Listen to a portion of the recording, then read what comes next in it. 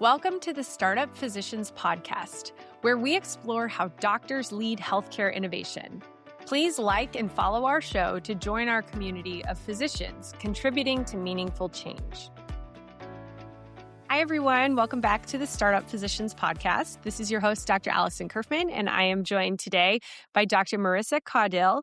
Hi, Marissa. Thank you so much for joining us. Hi, Alison. Thanks for having me. I'm excited to be here. So we connected through another physician community. I think we might have met at a conference, and this is going to go to show one of our points at the end of this, which is find some great physician communities, find some groups of entrepreneurs and people that will encourage you and inspire you along the way. But I was so excited to make the connection and hear about Marissa's story and what she's building and why she's building it. Marissa, I'd love if you could start by sharing with us a little bit about your career journey and your clinical background and how you became a founder.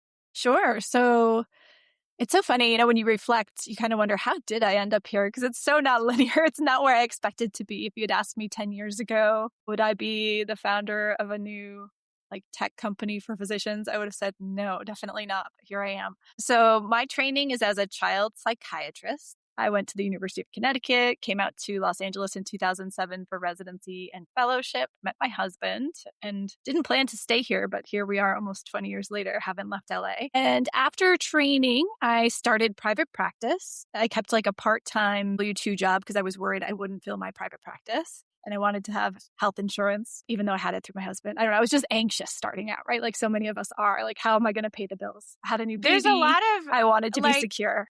A lot of questions when you're starting a business. Sometimes that perception of risks prevents people from ever doing something. Right. What you're describing right now is actually sort of a way to ease into it. There are ways to start a business that don't involve taking a massive risk. Yes. It's okay if you're exactly holding on a little bit to a W-2 job or something else, or maybe have a spouse who is, I joke with my husband that he's got a W-2 job and so he gets paid on the regular and he has health insurance. I'm like, wait, that gets me to the opportunity to do all sorts of these other crazy things. It's exactly our dynamic as well. So we both have husbands named David who have the steadiness in the DISC assessment, yes. The DISC assessment, Hi, right? David. They've got the W. Yes, thank you, David. So you're keeping the boats afloat.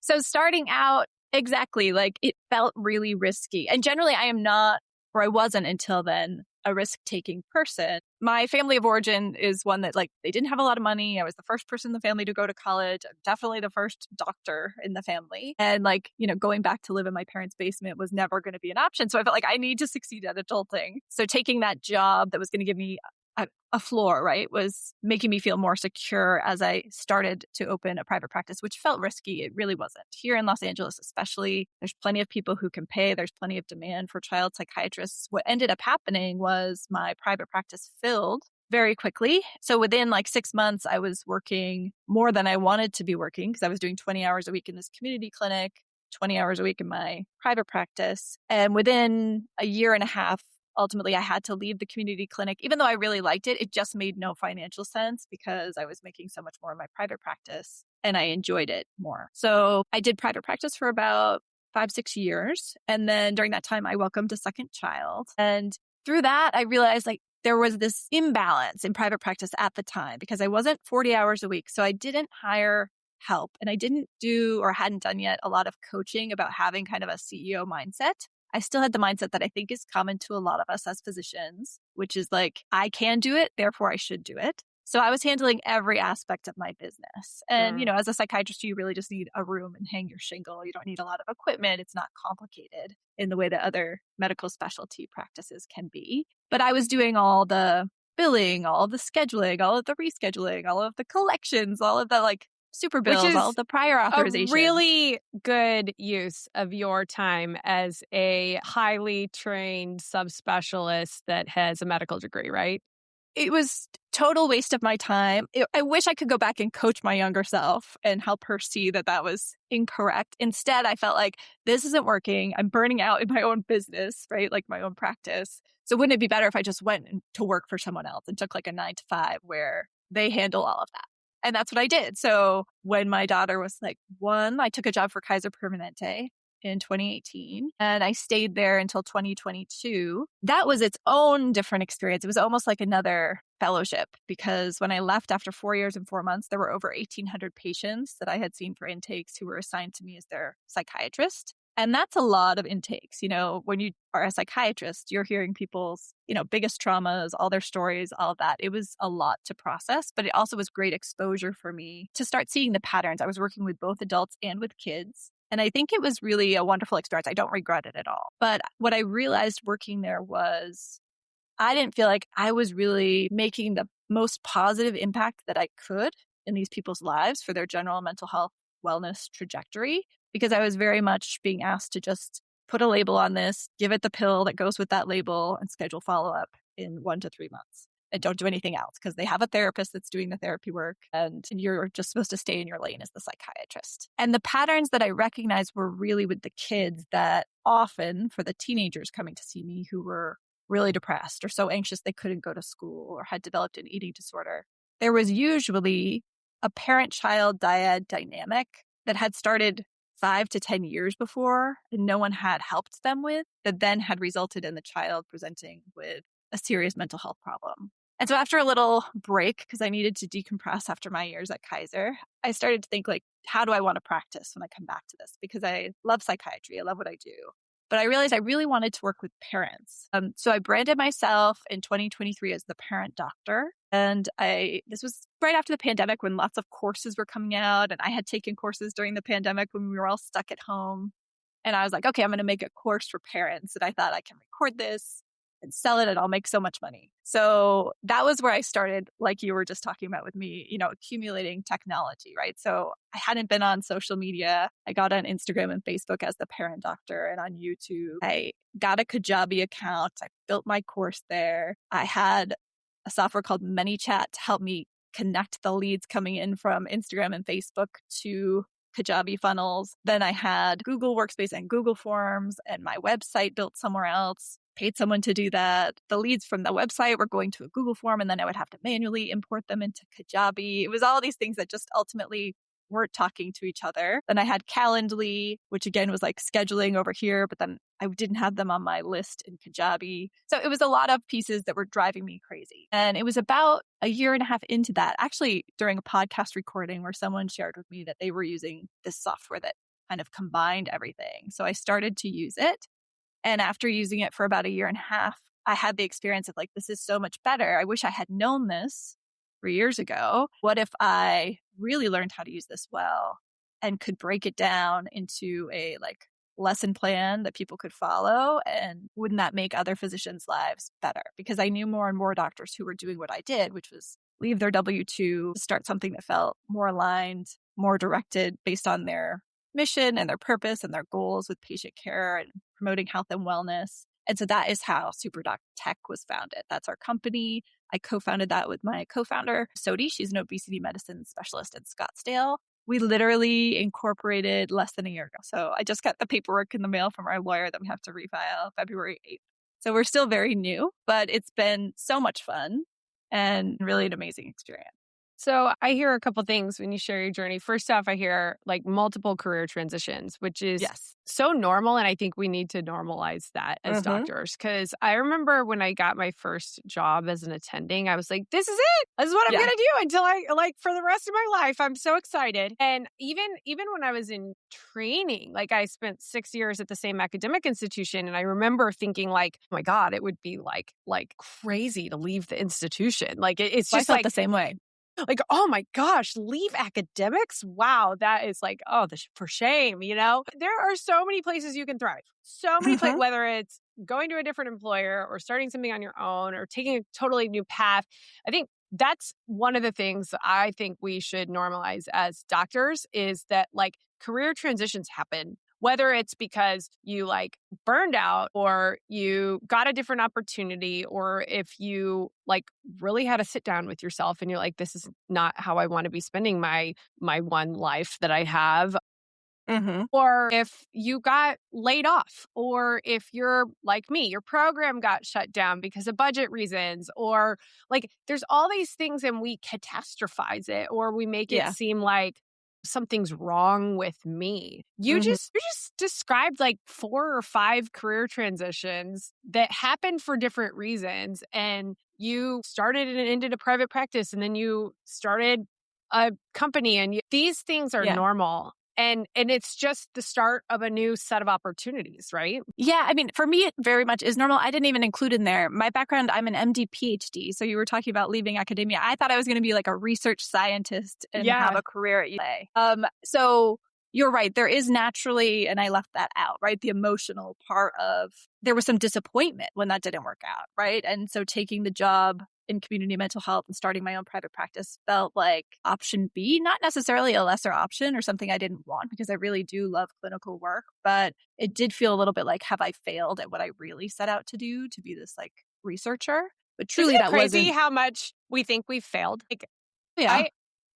We have to beat that out of our heads to be like, oh, I failed at this. I failed at this. I failed at this today. And like, this didn't work the very first time I tried it. So I must be a failure at this. I've definitely matured so much. I mean, I'm almost 50 now. So like, I think the way I see things now is just kind of the flow of the universe and of life. I've become way more woo about the whole thing. Yes. But my 20-something-year-old self really felt like it was, a survival thing. I was either going to make it or I wasn't. And if I didn't make it as an MD PhD research scientist, then I don't know, somehow I was letting the universe down. But I don't think that's true at all. I think there's so many ways that we can have a positive impact. And as intelligent, hardworking, high value people, which physicians, that's just what we are, right? Like we bring so much value to whatever we do, then why pigeonhole ourselves into one aspect or another? It's not true that we can only be clinicians and we can't be business people, or we couldn't be investors, or we couldn't be entrepreneurs. Like it's just, you can be so many things. There's no limit to what you can decide to do. And life is so long. Like honestly, when you said, I'm going to do this forever, that was something I felt at Kaiser because I thought the same. I'll take this job. I'll do it until I get the pension. That's just what I'll do. It's a very wonderful, memorable, rewarding career. But then when I got in it, I was like, I don't want to do this for like 25 years. It's kind of boring at some point too. I think I am someone who likes novelty and lifelong learning. And even though I was seeing a high volume of patients, even though there was a lot of variety, it became kind of formulaic and routine, right? It wasn't that exciting. It wasn't that I was learning that much. So now that I'm running this new business, I'm learning so much more and I'm so much more engaged with what I'm doing, even though it's also uncomfortable to be back to ground zero and feel like, I don't know what the heck I'm doing. It feels like that year of internship where you're just like, what's going on? And But you get to love that. That's a theme that I feel like I keep telling people that the combination that they need to start something new is confidence in the skills that you have and willingness to learn new ones and be humble and be like, yep, I don't know that. Like, I got to start all over. Like, willing to feel like an intern, willing to feel like I'm kind of an idiot because I have absolutely no idea. It's not even, I don't even have like a toddler level of understanding of this thing, because you haven't done it before. And I think that the other thing is that we talked about leaving academics. I gained a handful of skills that when I left academics, I was like, well, I don't know what I'm going to do with that. Like I spent so long developing research skills and, all these other publishing and things like that. But then as it turned out, like I now still use some of those. Like I am a fractional CMO for a company that like my role is to help them with their research study design. Like that is a piece that I, picked up in my past as a skill. And then now I'm applying it in a different way. Same with, some of the things that you're talking about. It's okay when you transition to be like, oh, what did I take from that? What new skills do I have? And Definitely. then transition into something new. So now you're a tech founder and it's like, wow, there's all this stuff that I don't know. Well, guess what? You're going to build new skills. I think that's 100% true. So what And it's sort of actually, skills... I think it's more fun to be doing new things all the time. But that's kind of... It's true. My sister calls me the fly. We both have this kind of, we just flit around from thing to thing. It's a little bit like, I don't know, just things are exciting when they're new. But it's not that I am constantly, well, I guess maybe you could look at it that I'm constantly abandoning things, but I don't think I am. I agree with you that I think that things kind of build on each other. Yeah. And every experience leads to the next. Every door that opens does close a past one, but brings you to a new chamber of your life. Yeah. And I think one of the things that stood out to me when we first met is that both of us had gone on a pathway of like trying something new on our own and developing it and, having some success with it. And then really wanting to bring that to other physicians because we Mhm. see how much impact we as individual physicians can have. And sometimes we need guidance on that. Sometimes we need someone to show us a pathway or a way to do it or give us tools or skills. And I think you and I both have that in common that we're doing what we're doing because we very deeply want to help other physicians. And I think it makes it a great way to form relationships and to get to know other doctors who have really high aspirations, who want to do something more than just the status quo. And that's absolutely the best part, is being able to share this with other people and to realize, because again, as I said, like I found this software, but it was really hard to figure it out. Like I had to invest a ton of time. And the more I learned, the more I was like, oh man, this is amazing. Why doesn't anyone know about this? But what's amazing about SuperDoc Tech and what we're able to do is that we're kind of providing that translation piece to help people see how they can use this super powerful tool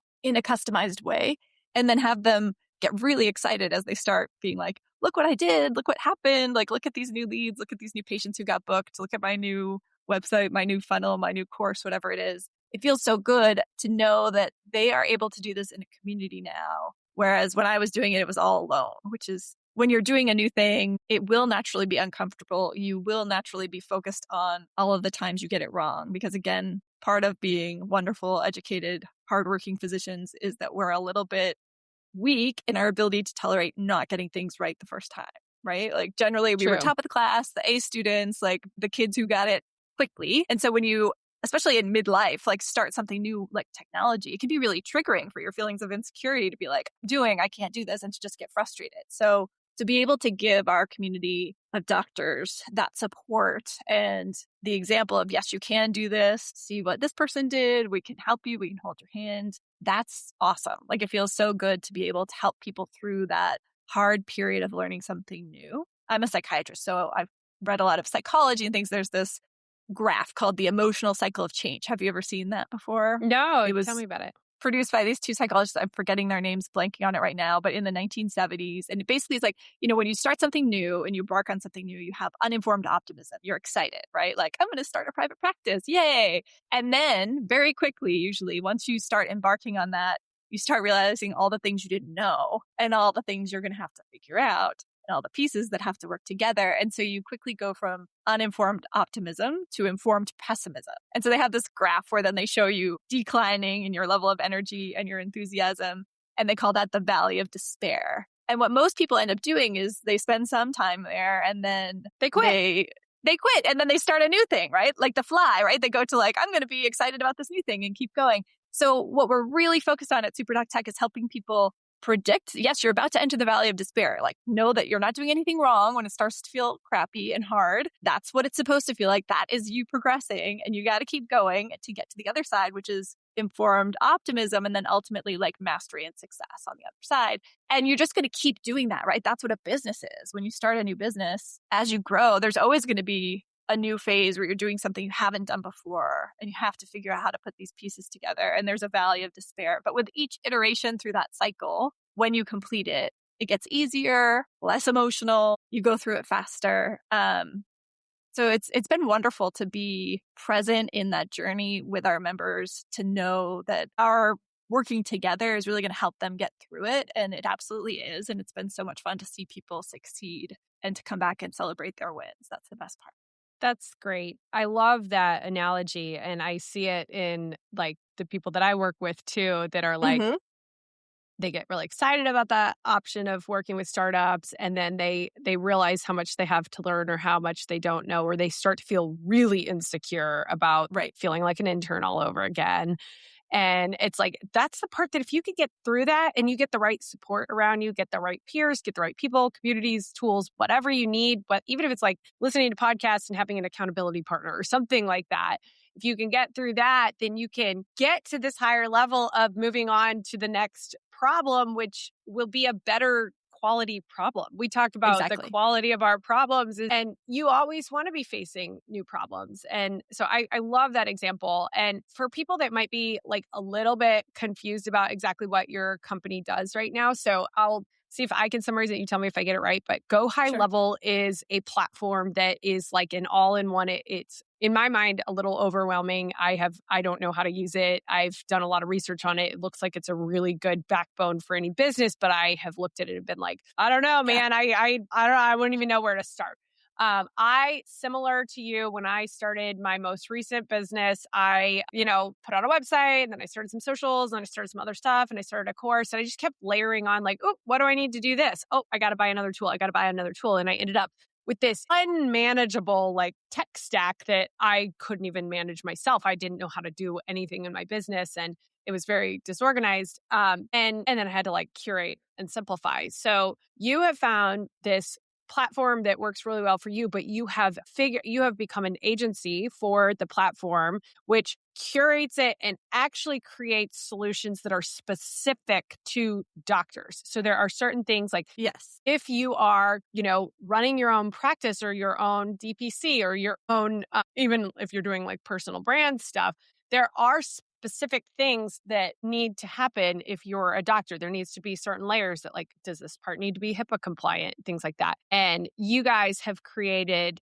a platform to license a software that's specific to doctors that comes with the training, support, community, all of the things you need to use as a kind of all-encompassing tool, but not have to putter around and figure it out yourself. Exactly. I think you described that very well. And you're right. It's based on the Go High Level platform, which is a very complex, it's kind of like a Lego, have you ever seen, I don't know if you have kids and they went through the phase of like Legos, you probably We have ended up at so some many point, Legos at our house. you probably ended up Legos. at some point with like a huge bin of just like random Legos, right? Okay. That is essentially Go High Level. Okay. And so it can build anything, but if you just go directly to Go High Level, you will be pretty lost. So really, it's not meant for individual users. It's meant for agency users. And that's what we are. We're an agency within Go High Level. We've added features like task management software that's embedded in our software, kind of like ClickUp or Asana or one of those tools. It's all in one place. What we've also done is given you templates for all the things you need, like a website that's 80% done for you. And you just come in and add your brand colors, your copy, your logo. And so instead of just subscribing to Squarespace and sitting down and saying like, okay, where do I start to build this website, or paying someone thousands of dollars to build you a website that isn't really what you were going for, you can customize it and be as involved as you want to be in making it look exactly like you want. But the website itself, I think what we don't realize when we think and we're starting a business and say to ourselves, I know I need a website, we don't understand that like the website itself is essentially just a business card. Unless it's functional, unless it's connected on the back end to your calendar, to a page, to lead magnets, to things that collect data about the visitors who are coming and gives them something of value in return. And so for that kind of automation to happen, if you don't want to be doing it manually, and you shouldn't be doing it manually, then you need a CRM tool, which stands for Customer Relationship Management. And that essentially is a way to say when someone comes into my business through social media or through a web chat interaction or through a text message or through an email to me, like make the following things happen automatically so that then everybody gets something of value. And our system is pretty amazing. Like you can set it up with AI chatbots that will interact with people and ask them, how can your business help them? And then direct them to book a call with your calendar. You can do so many wonderful things with it. So it really is sky's the limit in terms of what can be built with this big bucket of Legos. And you can use it in a medical practice. And you can use it in a medical practice because it's 100% HIPAA compliant. So everything in there is HIPAA compliant.